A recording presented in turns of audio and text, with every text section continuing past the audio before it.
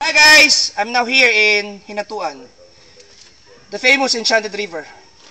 Originally, this is not part of my itinerary, but my friends from Davao, whom I met in river rafting, told me that I have to go to this place. This is the best tourist spot in Surigao, and it's a good thing I included it in my itinerary.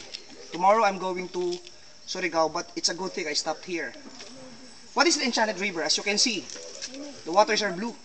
It's totally different from other rivers here in the Philippines.